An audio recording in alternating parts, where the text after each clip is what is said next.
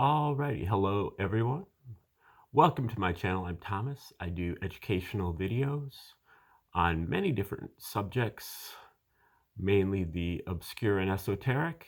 Um, Today we are doing our 70th video on the reciprocal system of theory from Dewey B. Larson.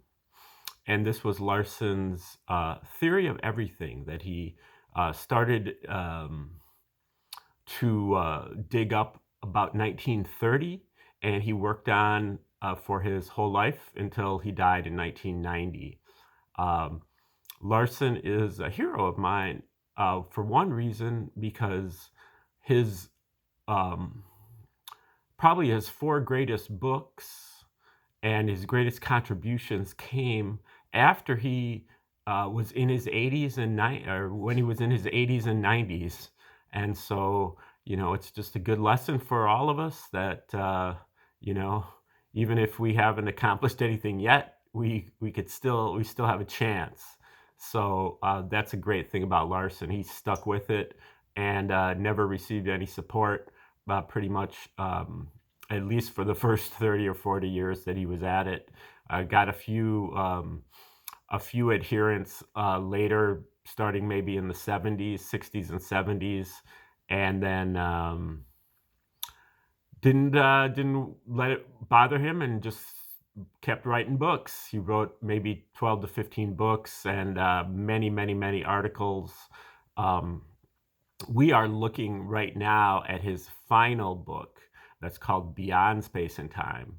And this is when he delved into metaphysical matters, philosophy, psychology, and religion, whereas his earlier books were on mostly physics, astrophysics, chemistry, and astronomy.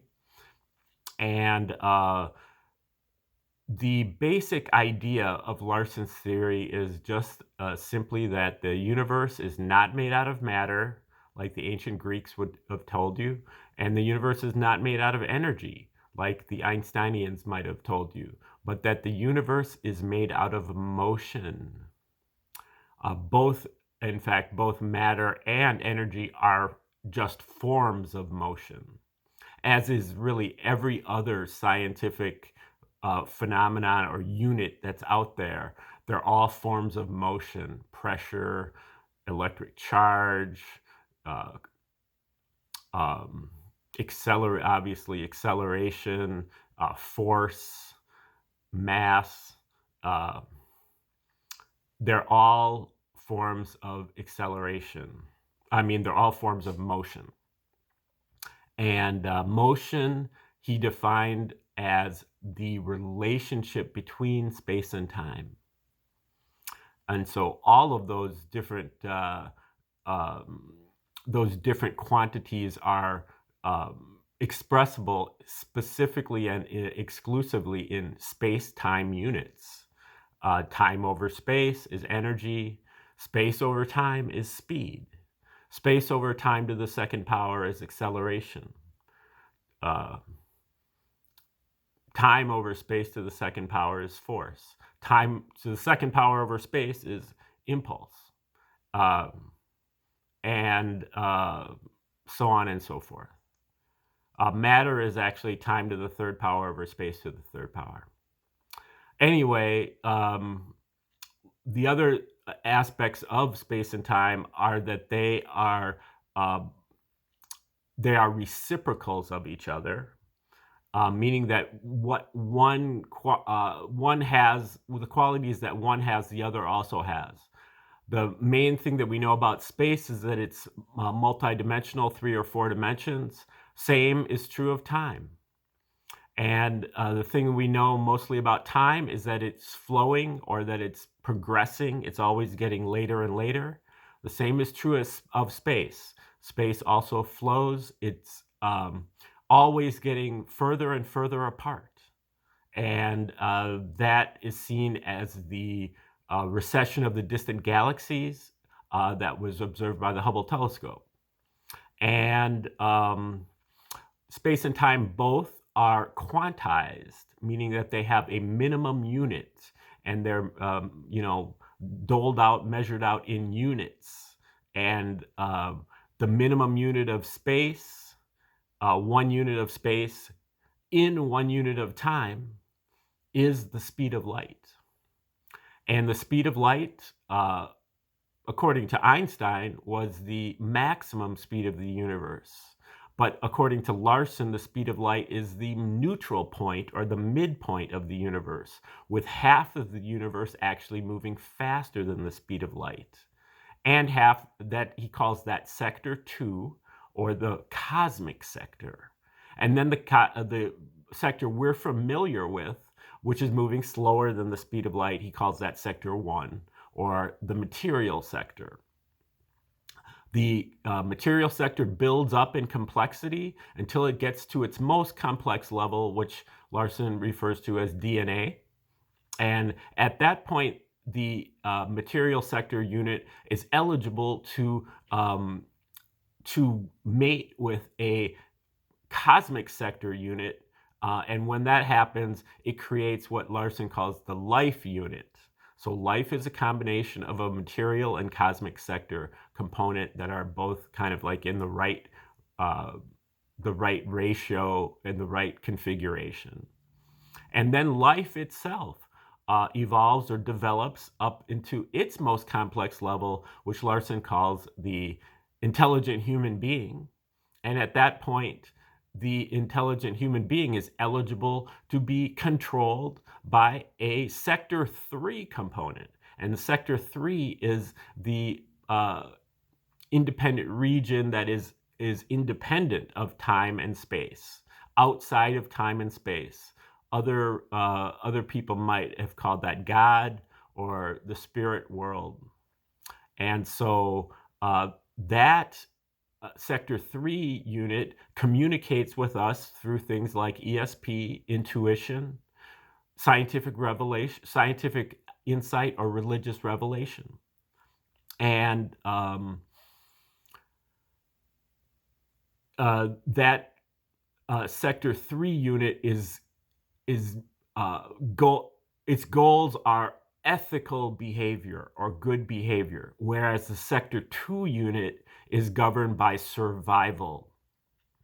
So sometimes the ethical units and the life unit, the sector 2 unit, are working together, but sometimes they are opposing each other. And when they oppose each other, that's when the human being, the intelligent human being, needs to be able to decide which option they're going to choose, whether they're going to be, controlled by good behavior or by survival. And that is really the free will. And that is the chapter that we're on here in his final book, Beyond Space and Time.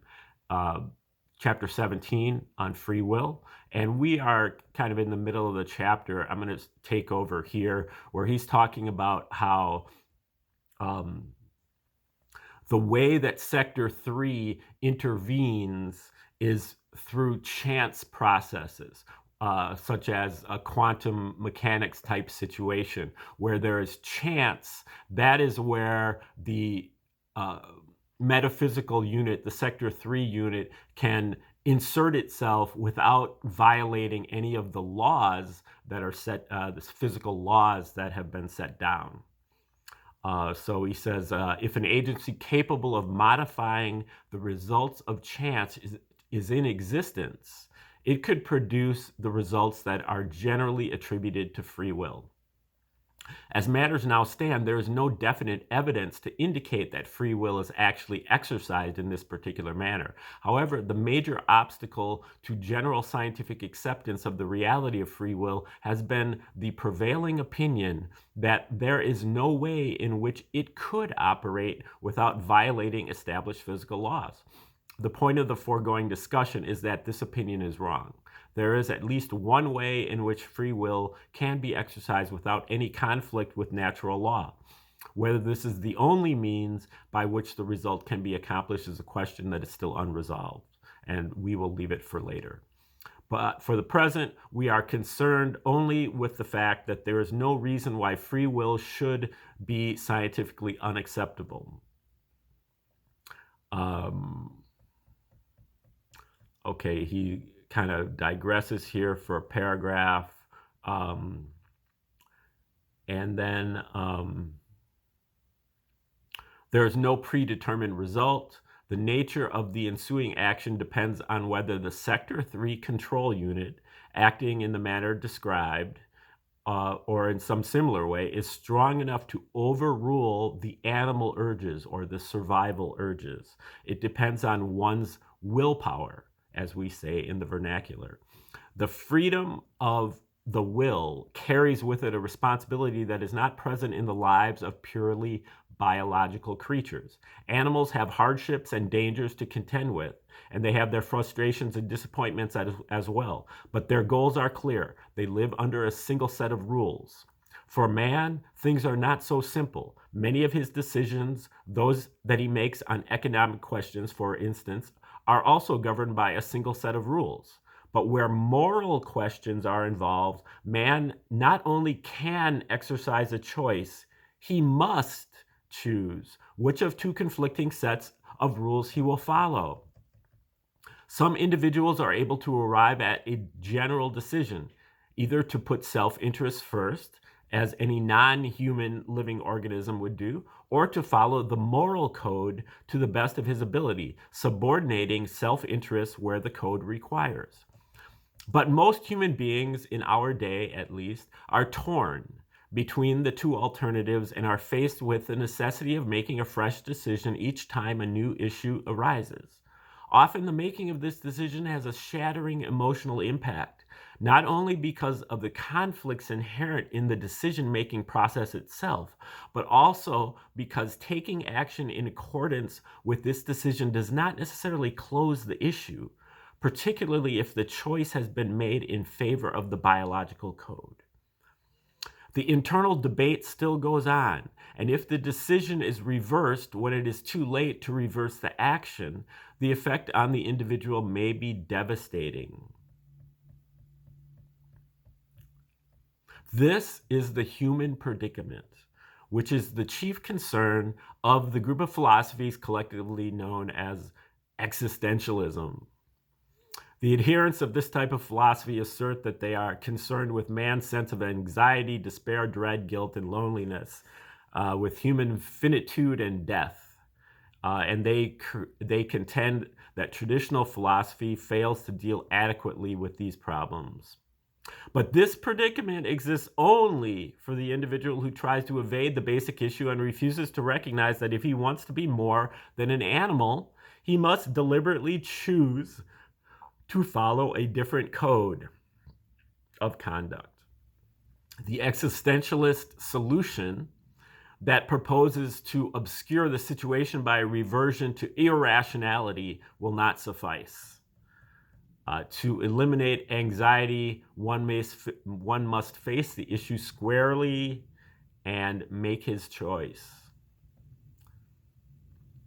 So then he gets into how free will is exercised, specifically whether there is an entity, a self, an ego, or whatever we may call it, that makes the choice between the code of Sector 3 and the code of Sector 2, when the two are in conflict. On the basis of the conclusions reached in the preceding pages, this question must be answered in the negative.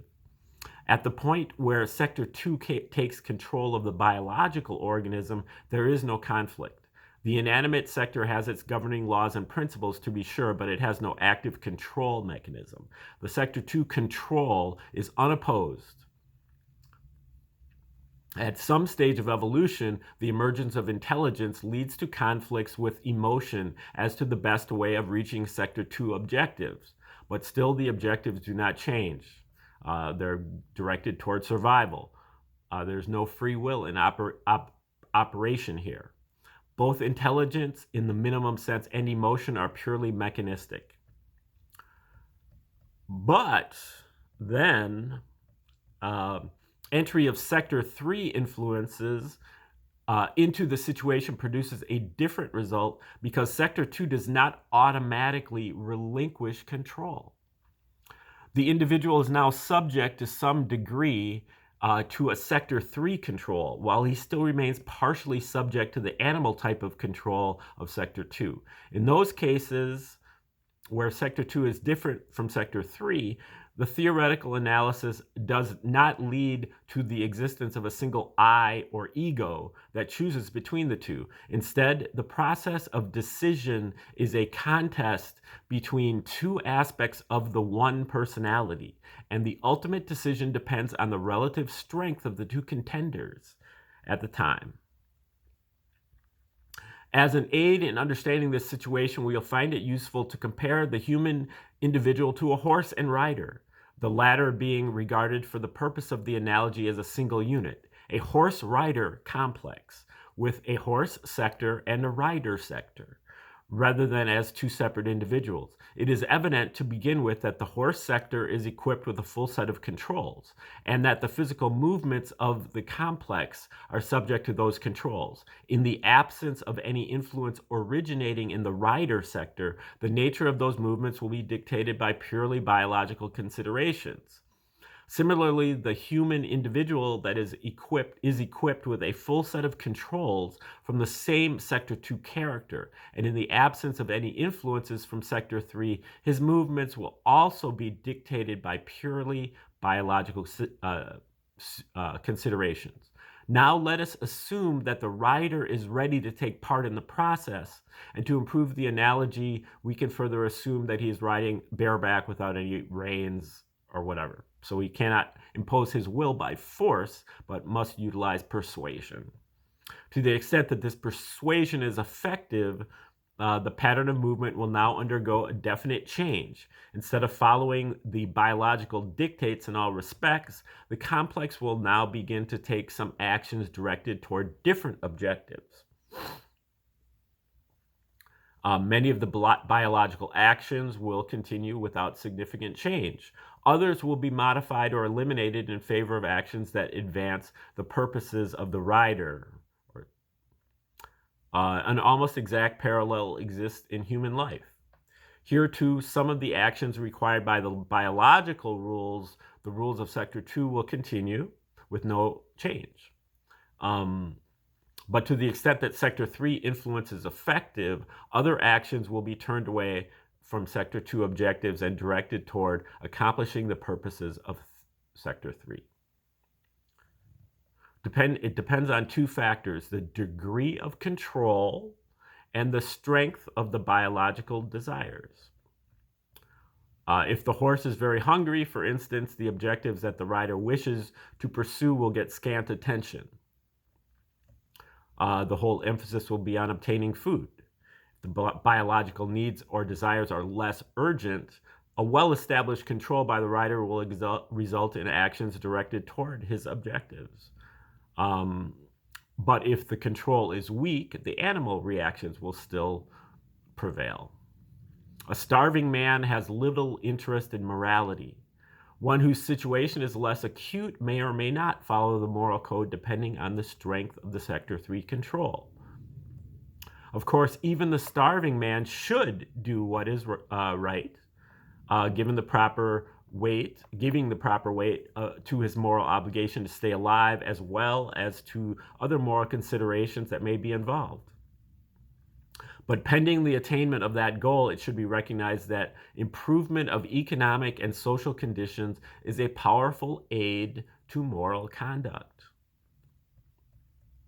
Okay, he continues on with this horse and rider analogy.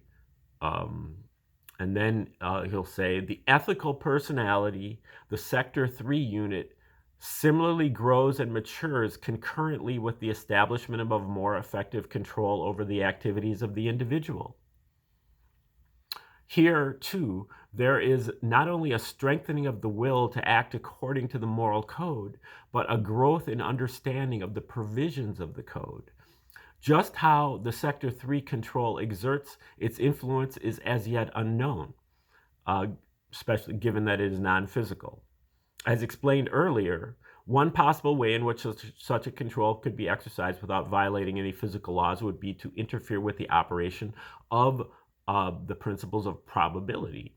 in some of the physical phenomena of the mind in which the results are normally determined by chance. And he kind of argues for that. The extent to which the normal results of probability can be overruled will depend on the power of the modifying influence. That is, the extent to which the control unit has been developed.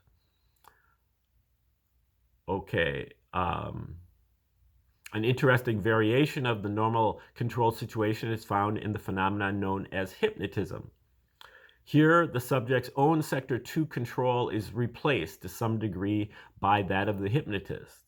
In the hypnotic state, a person will follow commands, exhibit emotions, etc., apparently independent of his own volition. There are limits, however, to the extent to which this outside control can be carried.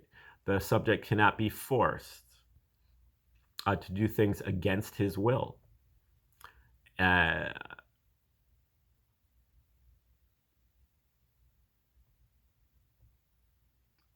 Usually only when sector 3 significance is involved. Inasmuch as this control unit is a metaphysical entity and is independent of physical influences, it retains its full powers in the hypnotic state. Okay, he goes on a little bit more with this understanding this hypnosis, but we are basically at the end of the chapter, and we will resume tomorrow looking at his chapter, that is chapter 18, that is called Right and Wrong. We might, there is one more paragraph here in the free will chapter. We'll get to that, and then we'll move on to right and wrong. All right, have a great day. See you soon.